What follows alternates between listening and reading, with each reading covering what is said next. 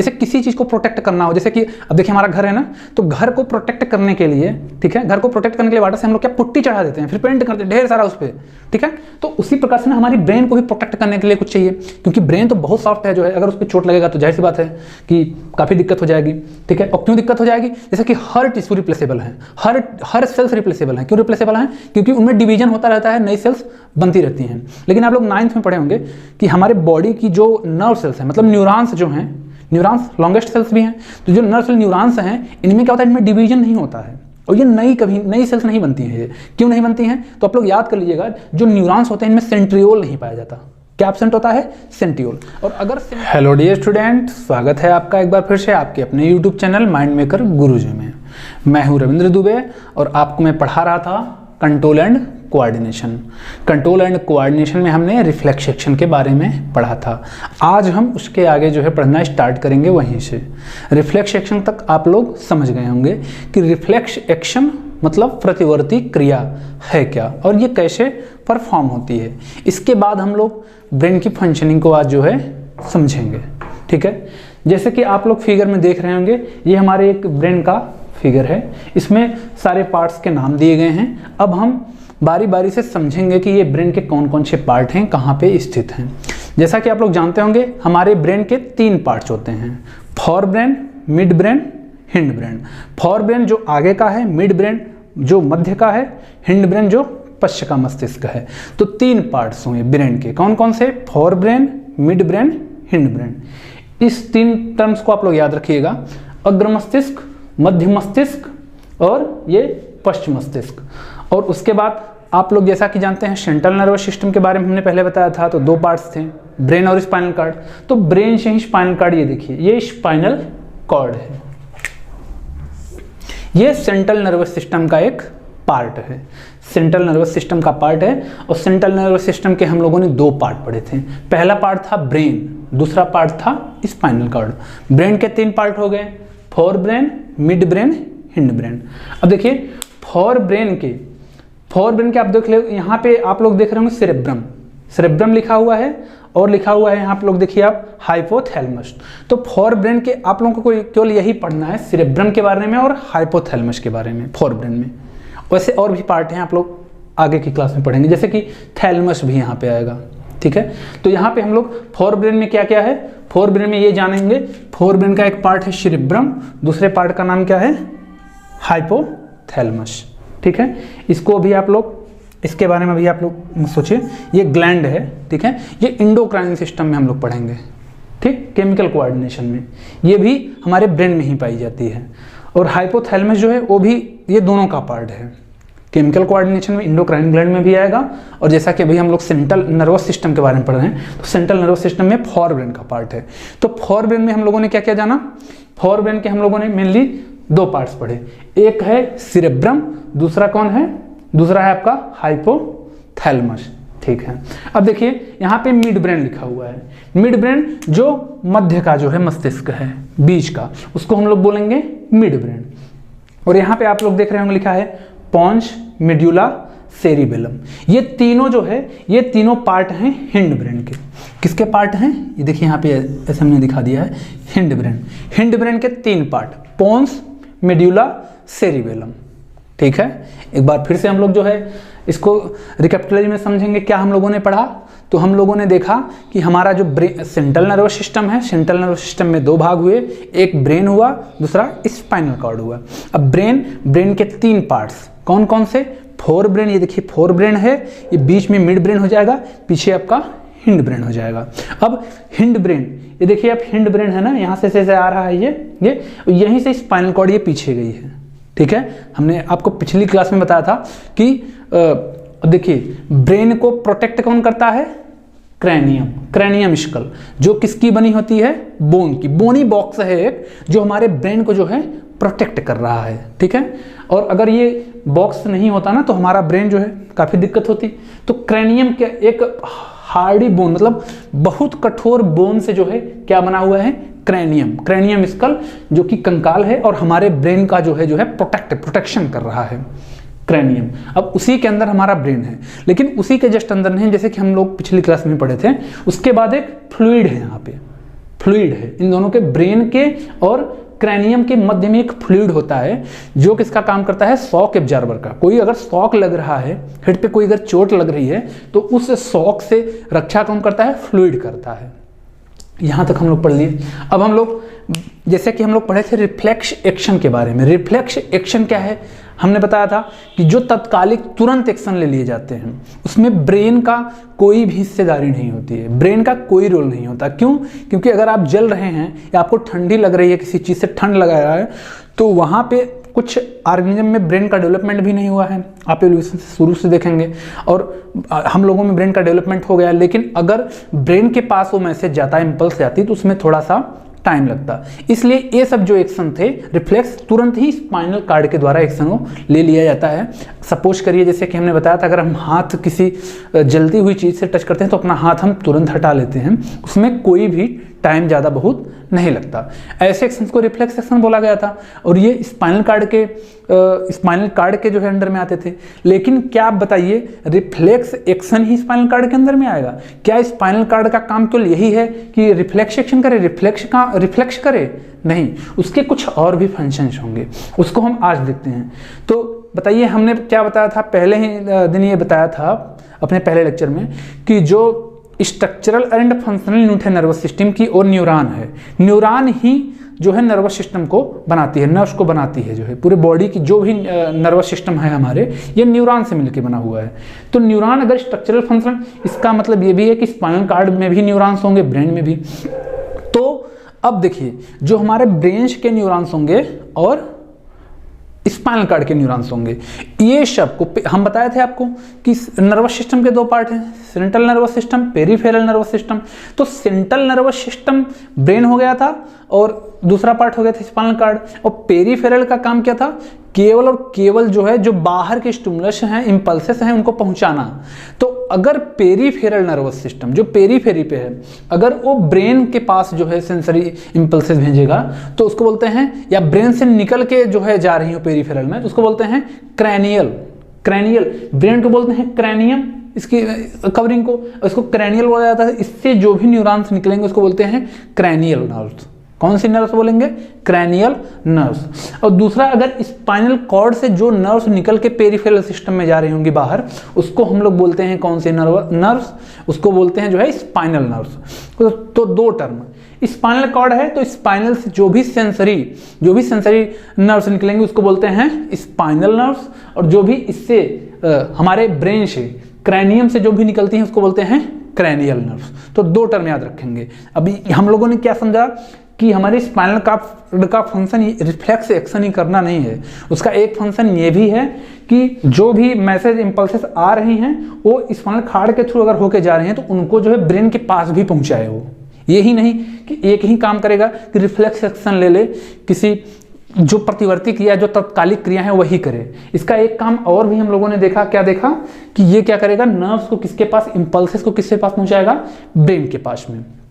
अब देखिए, अब आप सपोज करिए कुछ ऐसी क्रियाओं के बारे में सोचिए कि जो तत्कालिक नहीं होती हैं, ठीक है। जैसे कि सपोज करिए कि अभी हम पढ़ा रहे हैं ना, तो हम लिख रहे हैं, तो क्या बताइए, हम ऐसे लिख दे रहे हैं कि कुछ सोच विचार के लिख रहे हैं, सोच विचार के लिख रहे होंगे, ठीक है। अब जैसे आप किसी प्रोग्राम में जाते हैं, आपके यहाँ रिपब्लिक डे, इंडिपेंडेंस डे मनाया जाता है, उसमें क्या करते हैं आप, कोई परफॉर्मेंस कोई करता है, उसके बाद हम लोग जो है क्लैपिंग, जो है तालियां बजाते हैं। तो क्यों बजाते हैं? क्योंकि अब बताइए, ये क्या, ये रिफ्लेक्स एक्शन होगा कि तुरंत किया आपके ब्रेन का कमांड होगा उस पर कि आप सोच के बजाए होंगे कि अब मुझे बजाना है? तो जाहिर सी बात है आपका ब्रेन के नियंत्रण में ये सब चीज़ें होती हैं जो आप तालियां बजा रहे हैं। और ये प्रोसेस जो आप तालियां बजा रहे हैं, या फिर हम जो लिख रहे हैं, या फिर जो हम कुछ ऐसी एक्टिविटीज कर रहे हैं जो हमारा मन कर रहा है, मोबाइल हम चलाने बैठ गए हैं, तो ये सब हम सोच विचार के कर रहे हैं और अपने मन से कर रहे हैं। तो ऐसे एक्शन को वॉलंटरी एक्शन बोला जाएगा, जो हम अपनी इच्छा से करते हैं, ऐच्छिक क्रियाएं। और ये सब जो ऐच्छिक क्रियाएं होती हैं वो ब्रेन के कंट्रोल में आती हैं, ब्रेन के। अब ये पूछा जाता है ब्रेन के किस पार्ट के, तो ब्रेन के फोर ब्रेन, ठीक है। जो थिंकिंग प्रोसेस हैं, देखिए यहाँ पे लिखा है मेन थिंकिंग पार्ट, तो ब्रेन का जो मेन पार्ट है फोर ब्रेन है। मेन पार्ट अगर पूछा जाए ब्रेन का तो फोर ब्रेन ही होगा, ब्रेन का हमारे मेन पार्ट है। Main functioning thinking, intelligence, reasoning, जो भी है ये फोरब्रेन के नियंत्रण में आता है, सिरेब्रम के। ये सब एक्शन जो है सिरेब्रम परफॉर्म करता है। याद रखिएगा आप, इसको बोला जाता है मेन थिंकिंग पार्ट फोरब्रेन को। फोरब्रेन में सिरेब्रम सबसे इंपॉर्टेंट है, ठीक है। अब देखिए, अब आप जो है देखते तो आंखों से हैं, तो जैसे आप किसी को अगर पहले देखे हैं, दोबारा उसको देखेंगे तो उसके बारे में तुरंत पहचान लेते हैं, थोड़ा बहुत सोचते हैं कि तुरंत वो रिफ्लेक्शन की तरह नहीं। जैसे हम किसी को अगर देखें हैं तो उसको अगर दोबारा देखेंगे तो हम उसको पहचान लेते हैं। क्यों? क्योंकि उसकी इमेज हमारे ब्रेन में है। तो ये भी काम फोरब्रेन के कुछ अलग पार्ट्स करते हैं, फोरब्रेन से ही रिलेटेड हैं। हियर साइट, विजन की बात हमने की, तो किसी को आप देखें तो आप जान जाते हैं कि इसको हम वहां दिन देखे थे। तो ये रिफ्लेक्स एक्शन नहीं है, इसमें थिंकिंग इन्वॉल्व हो रही है, तो ये रिफ्लेक्स एक्शन नहीं होगा, ये थिंकिंग के ऊपर डिपेंड कर रहा है। तो इसको हमारा स्पाइनल कॉर्ड के अंडर में नहीं आएगा, ये हमारे ब्रेन के, और ब्रेन के किस पार्ट के? फोरब्रेन के पार्ट के अंडर में आएगा। क्या? हियरिंग। अब देखिए हियरिंग, अगर आप फिल्मी गाना सब सुनते हैं, अरिजीत सिंह की आवाज़ और सोनू निगम की आवाज़ में डिफरेंस आप पता कर पाते हैं कि नहीं? तो बिल्कुल। क्यों कर पाते हैं? क्योंकि हमारे दिमाग में उनकी एक आवाज़ की जो फ्रिक्वेंसी है, जो भी जैसे वो जिस लय में गाते हैं, तो हमारे दिमाग में वो बनी हुई है। तो क्या है कि जो भी जब हम उसको दोबारा सुनते हैं तो हम समझ जाते हैं ये किसकी आवाज़ है। तो हियरिंग ब्रेन, ये फोरब्रेन ही जो है इसको कंट्रोल कर रहा है। कैसे कंट्रोल कर रहा है ये आगे के क्लासेस में आप लोग पढ़ेंगे, अभी का विषय नहीं है। आप लोगों को ये चीज़ें याद करनी है, क्योंकि ये चीज़ें एग्जाम में जो है एग्जैक्टली पूछ ली जाती हैं कि हियरिंग ब्रेन का कौन सा पार्ट जो है हियरिंग से रिलेटेड है। हियरिंग जो हम लोग सुनते हैं वो ब्रेन के किस पार्ट से जो है, ब्रेन का कौन सा पार्ट उस पर कमांड कौन पहचानता है? तो हियरिंग को फोरब्रेन। स्मेल, अभी खाना कोई खाना हो तो आप लोग फटाक से बता देंगे ये खाना है, सब्जी महक रही, हाँ ये सब्जी महक रही है। तो स्मेलिंग का जो प्रोसेस है ये बताइए थिंकिंग से रिलेटेड है कि रिफ्लेक्स? इसमें भी आप सोच के बताएंगे कि नहीं ये सब्जी बन रही है, आज ये सब्जी बन रही है, आज ये बन रहा है। तो ये स्मेलिंग जो है ये भी हमारे फोरब्रेन से रिलेटेड है, क्योंकि यहाँ पर भी हम क्या कर रहे हैं? सोच रहे हैं, थिंकिंग कर रहे हैं। अगर थिंकिंग नहीं होती तुरंत, ऐसे तो कोई होगा नहीं कि रिफ्लेक्स एक्शन ले ली स्पाइनल कॉर्ड, जैसे स्पाइनल कॉर्ड ले रहा है। तो यहाँ पे क्या है कि ब्रेन की जो है कुछ इंपॉर्टेंस है, ब्रेन अपना जो है अपना रोल कर रहा है कि ब्रेन ही हियरिंग को, जैसे सुनते तो हम कानों से हैं लेकिन पहचानते कहाँ से? सोचते हैं। सोचते कहाँ से हैं? ब्रेन से। और ब्रेन के किस पार्ट से सोचते हैं? तो फोरब्रेन से। हम लोग ब्रेन से ही ब्रेन को पढ़ रहे हैं। अब हम जो बोल रहे हैं तो क्या हम ऐसे बोल दे रहे हैं? नहीं। हम कैसे बोल रहे हैं? हमारा ब्रेन का कंट्रोल है हमारी टंग के ऊपर कि क्या एग्जैक्टली वो बोलेगी। तो ये भी हमारे फोरब्रेन के अंडर में आएगा। मेन थिंकिंग पार्ट हो गया, हियरिंग हो गया, स्मेल हो गया और साइट हो गया। अब देखिए डिसीजन मेकिंग लिखा हुआ है, जो भी हम निर्णय लेते हैं, कोई भी अगर आप डिसीजन लेंगे, ठीक है, कुछ चीज़ का, तो सोच विचार के ले लेते हैं। ऐसे नहीं कि चलिए तुरंत ऐसे हम ये करेंगे, उसके लिए भी तुरंत भी लेते होंगे, लेकिन उसके लिए भी आप थोड़ा सा डिसीजन सोचते होंगे कुछ। तो ये भी किसके अंडर में आता है? फोरब्रेन के। फोरब्रेन के अलग अलग से पार्ट हैं जो ये सब फंक्शनिंग करते हैं। तो मेन थिंकिंग पार्ट क्या होगा आपके ब्रेन का? Main thinking part forebrain. उसके बाद हियरिंग, स्मेल, साइट, ये सब भी किससे रिलेटेड हैं? आपके फोरब्रेन से। डिसीजन जो ले रहे हैं ये भी किससे रिलेटेड है? फोरब्रेन के। इसको आप आगे चल के देखेंगे केमिकल कोऑर्डिनेशन में। अभी आपको इंडोक्राइन ग्लैंड पढ़ाया जाएगा, आगे के लेक्चर में आप देखेंगे तो वहाँ पे आप देखेंगे। अब हाइपोथैलेमस लिखा हुआ है, हाइपोथैलेमस का हमने शायद फंक्शन यहाँ पे नहीं लिखा हुआ है, लेकिन यहाँ पे आपको बता देना है इसका मेन फंक्शन क्या है। देखिए हाइपोथैलेमस जो है, हाइपोथैलेमस भी ब्रेन का पार्ट है, ठीक है। और ब्रेन में किसका? बहुत एग्जाम में आया है कि हाइपोथैलेमस किसका? तो forebrain, mid brain, hind brain option में रखा जाएगा, तो आप लोग क्या बताएंगे? फोरब्रेन का। किस ब्रेन का? फोरब्रेन का, ठीक है। तो फोरब्रेन के अगर और दूसरा पार्ट क्या है? सिरेब्रम है। सबसे ज्यादा एरिया कौन बनाता है? सिरेब्रम बनाता है। देखिए यहाँ पे शायद नहीं लिखा हुआ है, लेकिन मेन पार्ट यही सिरेब्रम है, पूरे ब्रेन का सबसे ज्यादा एरिया यही कवर करता है, सिरेब्रम। तो अब देखिए हाइपोथैलेमस लिखा है ना, ठीक है। अब बताइए हम लोग खाना खाते हैं तो भूख लगती होगी खाना खाने के लिए, प्यास भी लगती है पानी पीने के लिए। तो ये सब रिफ्लेक्स एक्शन हो गए कि हम लोग सोच विचार के करते हैं, सोच विचार के। ईटिंग के लिए जो अर्ज है, या फिर ड्रिंकिंग के लिए, ठीक है, या फिर जो हमारा तापमान है इसको कौन, तो ये सब जो प्रोसेस होते हैं कि हमको कब भूख लगेगी, कैसे भूख लगेगी, उसके बाद जो हम ड्रिंकिंग, कब हमको प्यास लगेगी या प्यास लगेगी तो हमको कैसे पता चल जाएगा कि हमको प्यास लगी हुई है, तो ये हाइपोथैलेमस, जो आप खाना खाते हैं, ये कैसे पता चलेगा कि हमको भूख लग गई है अभी, ठीक है। तो अगर ये हाइपोथैलेमस काम नहीं करेगा तो आपको पता ही नहीं चलेगा कि आपको भूख लगी है कि नहीं लगी है। और ब्रेन का कौन सा पार्ट? हाइपोथैलेमस। ये बताता है कि आपको भूख लगी है कि नहीं लगी है, आपको प्यास लगी है कि नहीं लगी है, या फिर आपको आपके टेम्परेचर, आपके बॉडी का टेम्परेचर, ये भी यही रेगुलेट करता है। तो थर्मो रेगुलेशन भी इसको बोला जाता है। उसके बाद जो अभी आप पढ़ेंगे हार्मोन्स, तो हार्मोन्स के ऊपर भी रेगुलेशन यही बना के रखता है, ठीक है। तो हम लोग फोर ब्रेन के बारे में पढ़े, फोर ब्रेन के बारे में। फोर ब्रेन में दो पार्ट पढ़े थे, कौन कौन से? सेरेब्रम, हाइपोथैलेमस, यही आपके सिलेबस में दिया हुआ है। सेरेब्रम की फंक्शनिंग में ये देखिए कि ये सब इसके फंक्शन है, मेन फंक्शन है। और वहीं पे हाइपोथैलेमस का हमने भी फंक्शन देखा कि भूख प्यास जो लगती है या पेट हमारा भर गया है तो हम खाना बंद कर देते हैं, ठीक है। तो ये सब जो फंक्शन है हमारा हाइपोथैलेमस कर रहा है, ठीक है। अभी देखिए मिड ब्रेन लिखा हुआ है, मिड ब्रेन और हिंड ब्रेन। तो यहाँ पे आप देखिए मिड ब्रेन और हिंड ब्रेन, ये दोनों मिलकर क्या बनाते हैं? Brain stem. बहुत बार एग्जाम में आया हुआ है, आप इसको एज इट इज याद कर लीजिएगा कि ब्रेन स्टेम में फोर ब्रेन मिड ब्रेन कि फोर ब्रेन हिंड ब्रेन, यही ऑप्शन रखा जाएगा कि मिड ब्रेन हिंड ब्रेन। एक बार फोर ब्रेन मिड ब्रेन कर देगा, दूसरी बार midbrain forebrain midbrain hindbrain कर देगा, तीसरी बार मिड ब्रेन फोर ब्रेन कर देगा, चौथी बार हिंड ब्रेन फोर ब्रेन कर देगा। तो घुमा घुमा कैसे पूछ लेगा, लेकिन आप लोग याद रखिएगा मिड ब्रेन और हिंड ब्रेन मिलकर के ब्रेन स्टेम बनाते हैं, ठीक। यहाँ तक आपका क्लियर हो गया। अब देखिए हमने देखा ना कि मिड ब्रेन का यहाँ पे कोई पार्ट नहीं दिया गया है, इसको एज इट इज ऐसे रहने दीजिए। अब देखिए यहाँ पे जो हिंड ब्रेन है, हिंड ब्रेन के तीन पार्ट से लिखा गया है, pons, medulla, cerebellum. Pons, medulla, cerebellum. तो सबके अलग अलग फंक्शन हैं और सबकी फंक्शन अलग अलग हैं। और हिंड ब्रेन भी ब्रेन का एक इंपॉर्टेंट पार्ट है। तो जैसे देखिए यहाँ पे लिखा गया है ब्लड प्रेशर, सैलिवेशन, वोमिटिंग। इसके बारे में हम लोग पहले समझ लेते हैं। जैसे कि हमने पढ़ा क्या? वॉलंटरी एक्शन, ऐच्छिक क्रियाएं। अब ताली बजाना हम लोग क्लैपिंग करते हैं, तो ये कैसी क्रिया हो गई? वॉलंटरी एक्शन हो गई, ऐच्छिक क्रिया हो गई, ठीक है। पढ़ना, लिखना, बोलना, तो ये सब वॉलंटरी है, ऐच्छिक क्रियाएं हैं जो हम खुद के, हमारा मन कर रहा है तो हम लोग कर रहे हैं। और जो भी जहां भी ऐच्छिक क्रियाएं आए, डिसीजन मेकिंग आए, थिंकिंग आए, तो ये सब किसके अंडर में आएंगी? फोरब्रेन के। क्यों आएंगे? क्योंकि इसका फंक्शन ही यही है, ठीक है। अब देखिए अभी यहाँ पे कुछ अनैच्छिक क्रियाएं होती हैं। अब जैसे आप बताइए आप खाना खा रहे हैं, तो क्या आप सोचेंगे कि मेरा खाना कब पचेगा? बिल्कुल नहीं। तो क्या आपके सोचने से खाना पच जाएगा? क्या थिंक करने से नहीं मेरा खाना अभी पचे? या फिर जैसे कि अब जैसे देखिए अब कोई अच्छा टेस्टी खाना अगर बना है, या फिर ऐसे कहीं मार्केट से आप जा रहे हैं, कोई महक अच्छी सी आ जाए, तो क्या होगा? आपके जीभ में सलाइवा आएगा, ठीक है। मन जो है तुरंत जो है लार आ जाता है। या फिर ऐसे आप सोचते हैं तब भी जो है सलाइवा सिक्रेशन होने लगता है। तो ये सब बताइए, आप इस पे कंट्रोल रख सकते हैं कि नहीं? बिल्कुल नहीं। ये कैसे प्रोसेस हो गए? फिर इनवॉलंटरी हो गए, इन पे हमारा कंट्रोल ही नहीं है। ऐसे प्रोसेस को बोला जाता है इनवॉलंटरी प्रोसेस।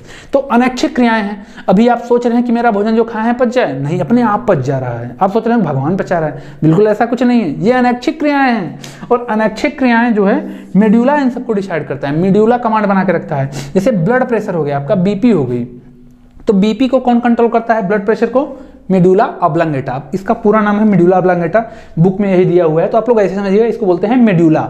और मेडुला हिंड ब्रेन का पार्ट है। हम लोगों ने तीन पार्ट पढ़े, पोन्स, मेडुला, सेरिबेलम। तो हम लोग मेडुला के बारे में पढ़ रहे हैं। तो मेडुला के जो फंक्शन दिया गया वही हम लोग पढ़ेंगे, बुक में जो दिया गया वही एग्जाम में भी पूछता है। तो मेडुला के फंक्शन दिया हुआ है, जैसे कि हमने बोला कुछ अनैच्छिक क्रियाएं हैं, कुछ अनैच्छिक क्रियाएं हैं, इनवॉलंटरी प्रोसेस हैं जो हमारे फोरब्रेन के कंट्रोल में नहीं आएंगी, क्योंकि फोरब्रेन का कंट्रोल क्या है? वॉलंटरी प्रोसेस पे है, ऐच्छिक क्रियाओं पे, जहाँ पे थिंकिंग है, डिसीजन मेकिंग है, जैसे कि आप ये सब पढ़े थे। लेकिन ये जो हमारा ब्लड प्रेशर है, अब बताइए इनवॉलंटरी होगा कि वॉलंटरी? इनवॉलंटरी, क्योंकि हम इसको सोचते नहीं हैं, ये हमारे कंट्रोल में अपने आप ही है। सेलिब्रेशन, कोई अच्छा भोजन आप देखेंगे, सुगंध आई तो तुरंत सलाइवा निकलने लगा। ओमिटिंग, ओमिटिंग का मतलब होता है उल्टी आना, ठीक है। तो ये सब हमारे कंट्रोल में नहीं रहता है, ठीक है। अभी कुछ लोगों को प्रॉब्लम होती है, अगर वो ट्रैवलिंग ज़्यादा करते हैं, ठीक है, फोर व्हीलर से कहीं भी जाते हैं, तो उनको वोमिटिंग, उल्टी आने लगती है। क्यों आने लगती है? क्यों? क्योंकि ये हम इसको कंट्रोल भी नहीं कर सकते हैं, वो कितना भी सोच लेंगे नहीं मुझे नहीं आएगी, लेकिन ये उनके थिंकिंग से कंट्रोल नहीं होगा, ये तो होगा ही होगा। तो ये सब प्रोसेस कौन कंट्रोल करता है? आपका मेडुला। मेडुला के जो भी इनवॉलंटरी प्रोसेस होंगे, तो इनवॉलंटरी प्रोसेस पे आपका कमांड किसका रहेगा? मेडुला का। ठीक है बच्चों, तो हम लोग क्या पढ़ रहे थे? Brain, human brain. Human brain मतलब मानव मस्तिष्क। मानव मस्तिष्क के बारे में हम लोग पढ़े थे, हम लोग पढ़ रहे थे कि मानव मस्तिष्क के कितने पार्ट होंगे और ये कैसे कैसे एक्शन करेगा। हम लोगों ने ये देखा था कि जो रिफ्लेक्स एक्शंस हैं स्पाइनल कार्ड के अंडर में आते हैं, जरूरी नहीं है कि रिफ्लेक्स एक्शन के अलावा स्पाइनल कार्ड और कोई फंक्शन नहीं करेगा। स्पाइनल कार्ड के और भी फंक्शन होते हैं, जैसे जो नर्व्स को हैं उसको किसके पास ले जाएगा? ब्रेन के पास ले जाएगा। तो इन सब को जो है हम लोगों ने देखा पार्ट वाइज पार्ट। तो हमारा ये ह्यूमन ब्रेन है। अब देखिए मैं अपने ऊपर एग्जांपल लेके आपको मेमोराइज कर रहा हूँ ताकि आपको जल्दी से याद हो जाए चीजें। ठीक है, तो ये देखिए ये हमारा क्या है? ह्यूमन ब्रेन है। ह्यूमन ब्रेन मतलब मानव मस्तिष्क। अब देखिए हमने कितने पार्ट्स बताए, आप लोग ऐसे मेमोराइज करते चलेंगे तो आपको याद होता जाएगा। तो हमने 3 पार्ट्स बोले, कौन कौन से? Forebrain, midbrain, hindbrain. कितने parts? 3 parts, forebrain, midbrain, hindbrain. Forebrain का फंक्शन क्या होगा? मिड ब्रेन का, हिंड ब्रेन का। ये तीनों फंक्शन अभी एक बार फिर से देख लेते हैं। तो जो स्पाइनल कॉर्ड है रिफ्लेक्स एक्शन ही परफॉर्म नहीं करता, वो नर्व्स को पेरिफेरल नर्वस सिस्टम को भी भेजेगा और ब्रेन को भी। तो जो पेरिफेरल सिस्टम में स्पाइनल कॉर्ड से नर्व जाती हैं उसको बोलते हैं स्पाइनल नर्व्स, और जो ब्रेन से होके जाएंगी पेरिफेरल नर्व्स उसको बोलते हैं क्रैनियल नर्व्स। बिल्कुल। अब 3 पार्ट्स पढ़े थे, fore brain, midbrain, hind brain. 2 process पढ़े थे, voluntary process, involuntary process. Voluntary process ऐच्छिक क्रियाएं, ताली बजाना, मोबाइल चलाना, लिखना, पढ़ना, इन सब पे कंट्रोल कौन करेगा? Fore brain. फोर ब्रेन पे 2 पार्ट पढ़े, सिरेब्रम, हाइपोथैलेमस। भूख जो लग रही है, भूख लग रही है ना, ठीक है, कौन कंट्रोल करेगा? हाइपोथैलेमस। अब देखिए पानी प्यास लग रही है, हाइपोथैलेमस। टेम्परेचर बढ़ रहा है तो टेम्परेचर को कौन कंट्रोल करता है? हाइपोथैलेमस। ठीक है, और main thinking part, reasoning, mental से रिलेटेड आपका फोर ब्रेन। ठीक है, hearing, smell, site, fore brain. Decision making, fore brain. अब इनवॉलंटरी प्रोसेस, जैसे कि आप कुछ भी खा रहे हैं, पी रहे हैं, ठीक है, कुछ भी खा रहे हैं, पी रहे हैं, तो आपको उसको पचाएगा कौन? ठीक है, डाइजेशन होगा। तो इन सब पे तो हम तो सोच के पचाते नहीं हैं, तो इसको मेडुला ब्लड प्रेशर जो है ना, हम सोच थोड़ी रहे हैं। अब सांस लेने के बारे में सोचते हैं क्या? आप देखिए हम पढ़ा रहे हैं तो क्या हम सोच रहे हैं अब हम सांस लें? ऐसे सांस लेंगे क्या? बिल्कुल नहीं, हमारी सांस अपने आप चल रही है क्योंकि इनवॉलंटरी प्रोसेस है, वो डिपेंड नहीं कर रहा है। ठीक है, तो वो उन सबको जो है मेडुला के कमांड में है। सेलिवेशन, अच्छा खाना महका, सलाइवा जो है, वोमिटिंग, उल्टी, तो ये सब हमने अभी जो है पढ़ा। इस फिगर को आप लोग थोड़ा मेमोराइज कर लीजिएगा कि ये कौन सा पार्ट कहाँ पे होगा। देखिए यहाँ पे बीच में क्या है? मिड ब्रेन, ध्यान दीजिएगा। और मिड ब्रेन, हिंड ब्रेन मिलकर के ब्रेन स्टेम बनाते हैं। ये सबसे ऊपर की जो कवरिंग है इसको बोलते हैं क्रैनियम स्कल। ठीक है, और सबसे ज्यादा पार्ट जो है ब्रेन का वो है सिरेब्रम का। फोर ब्रेन है और वो सिरेब्रम है। ह्यूमन ब्रेन में हमने हिंड ब्रेन के बारे में भी पढ़ा था। तो हिंड ब्रेन के 3 पार्ट्स बताए थे, पोन्स, मेडुला, सेरिबेलम। अब हम लोग क्या देखेंगे कि मेडुला के फंक्शन देख लिए ना, ब्लड प्रेशर, वोमिटिंग देखा था हमने, ब्लड प्रेशर को नियंत्रित करता है, वोमिटिंग को, और जो सेलिवेशन होता है, सलाइवा जो खाना महक से जो है, तो ये सब करता है। अभी हम सेरिबेलम के बारे में पढ़ेंगे कि सेरिबेलम एग्जैक्टली करता क्या है। तो बताइए, जैसे कि आप स्ट्रेट लाइन में चल रहे हो तो इसमें क्या थिंकिंग इन्वॉल्व हो रही है? बिल्कुल नहीं। जैसे आप स्ट्रेट लाइन में थोड़ा सा चलेंगे तो चलते जाएंगे फिर आप, तो वहाँ पे आप बहुत आप सोचेंगे नहीं। ठीक है, तो जहाँ पे थिंकिंग इन्वॉल्व नहीं है तो ये हिंड ब्रेन के अंदर में आ जाती है। हिंड ब्रेन का कौन सा पार्ट ये सब काम करेगा? तो सेरिबेलम। तो अगर आप कहीं पे स्ट्रेट लाइन में चल रहे हैं, स्ट्रेट लाइन में, तो हमारे सेरिबेलम, उसको सेरिबेलम कंट्रोल करता है, सेरिबेलम, और ये हिंड ब्रेन का पार्ट है, हिंड ब्रेन का। अब साइकिल आप चला रहे हैं तो शुरू में साइकिल चलाने के लिए आपको सीखना पड़ा होगा। ठीक है, इन्वॉल्व नहीं है ये, लेकिन जैसे आप साइकिल सीख लिए होंगे तो क्या आप साइकिल को फिर अपने सोच के चलाते हैं क्या? उसको नीचे देखते हुए चलाते हैं क्या? आप चलाते जाते हैं। ठीक है, इसको आप कंडीशनल रिफ्लेक्स में पढ़े होंगे। ठीक है, तो यहाँ पर भी आता है कि राइडिंग, जो बाइसिकल आप चला रहे हैं जो बाइसिकल आप चला रहे हैं तो वो भी जो है सेरिबेलम नियंत्रित करती है। अब पिकिंग अप ए पेंसिल, अब कोई कलम उठाना है, पेन उठाना है, तो उसके लिए बहुत ज़्यादा आप सोचेंगे नहीं, बस क्या करेंगे, उसको उठा लेंगे, जो पिकिंग अप पेंसिल है। तो ये सब जो एक्टिविटीज हम लोग परफॉर्म करते हैं ये सब सेरिबेलम के अंदर में आती हैं। सेरिबेलम इसको जो है नियंत्रित करता है। अगर वीडियो हमारा पसंद आ रहा हो तो आप लोग लाइक करते जाइए, और कोई क्वेरीज हो तो आप कमेंट में ज़रूर लिखिएगा, हम रिप्लाई ज़रूर करेंगे, ठीक है। और चैनल को सब्सक्राइब करना तो ना ही भूलें आप लोग, ठीक है। इतने अच्छे हम लोग मेहनत कर रहे हैं, इतना बढ़िया कंटेंट ला रहे हैं, पूरी एनसीईआरटी धीरे धीरे कवर की जाएगी, 10th की 9th की।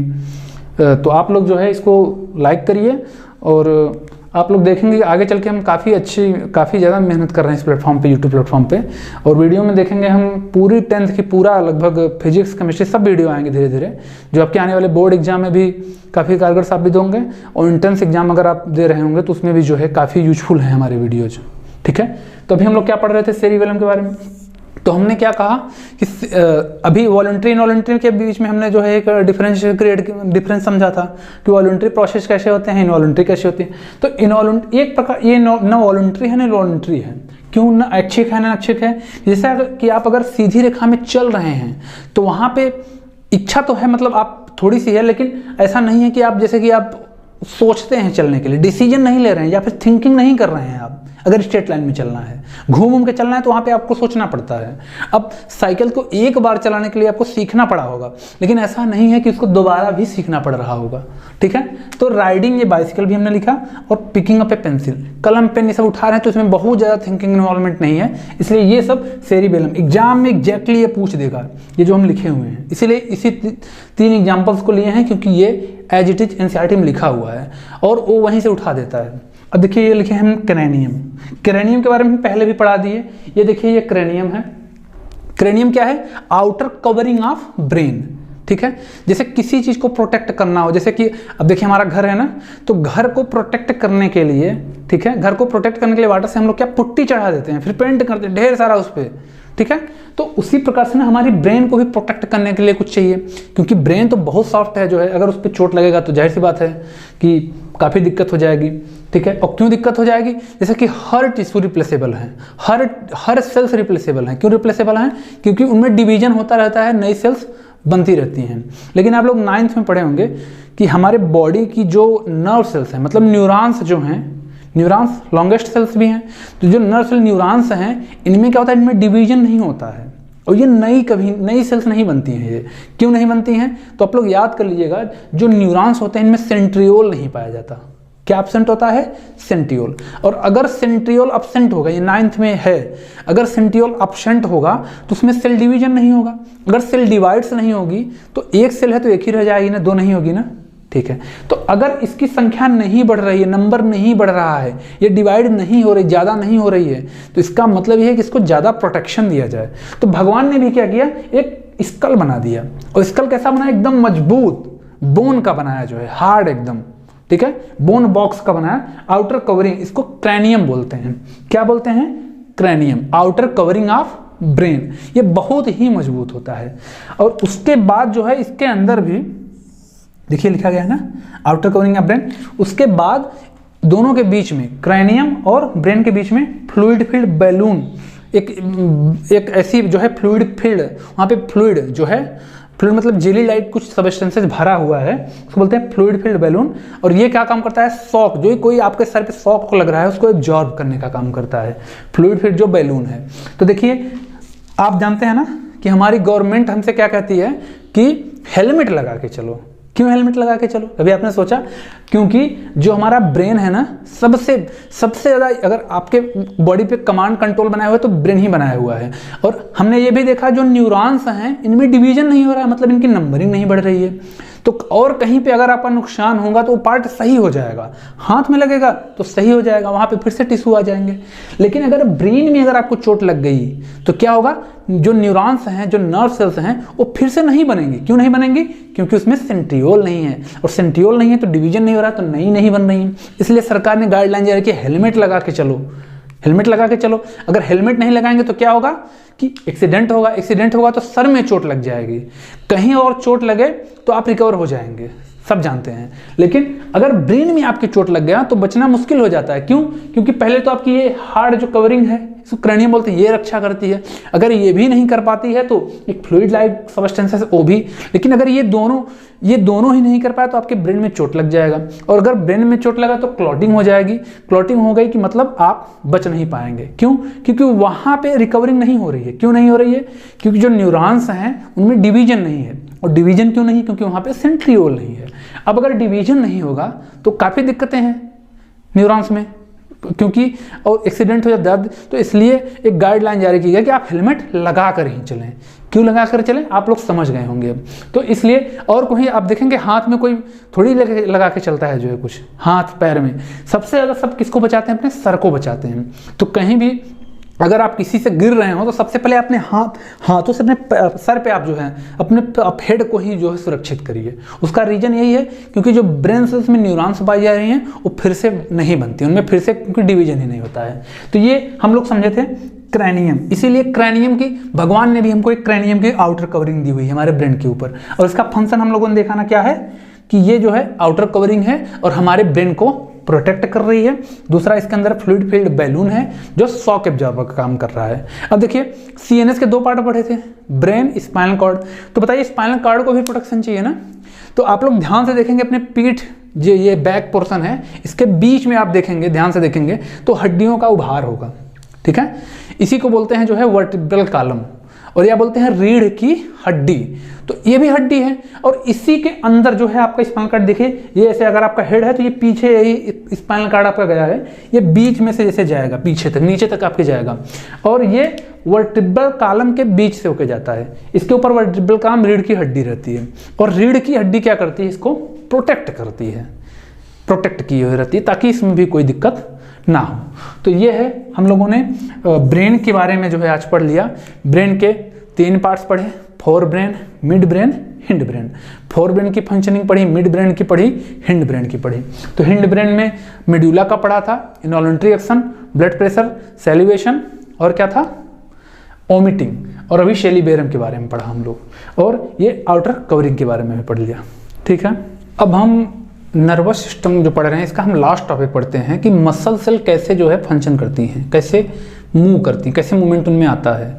तो हम लोग पहले ही पढ़ चुके हैं कि जब भी कोई एक्शन लेना होगा सबसे पहले ब्रेन के पास इंपल्सेस जाएंगे, मैसेज जाएंगे। ठीक है, ब्रेन क्या करेगा? मोटर इंपल्सेस भेजेगा मसल्स के पास में और मसल्स क्या करता है? तुरंत एक्शन उसी के अकॉर्डिंग लेता है। अब देखिए कभी कोई अभी घर में आप बैठे हैं, कोई कहते आग लग गई है तो आप क्या करेंगे? भागेंगे वहां से।